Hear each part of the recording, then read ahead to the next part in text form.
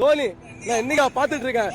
இவனுங்கெல்லாம் local cricket ஆனவளையா 2010ல south Africa போனா என் தலைவன் என்ன பிச்சுன்னு தெரியாது ஏதும் தெரியாது. மும்பையும் திணறான், ஆர்சிபியும் திணறான். ஃபர்ஸ்ட் மேட்ச் யாரு தெரியுமா? New Zealand team central district full டீமை கூட்டு வரான்.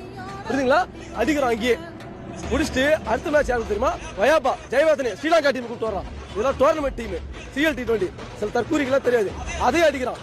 மூணாவது மேட்ச் விக்டோரியா கூட ஃபுல் ஆஸ்திரேலியன் கோடு ஆரன் பிச் கேப்டன். ரொம்ப கஷ்டம், டிராப் பண்ணோம், சூப்பர் ஓவர்ல போய் தோத்தோம். நாலாவது மேட்ச் யார் தெரியுமா?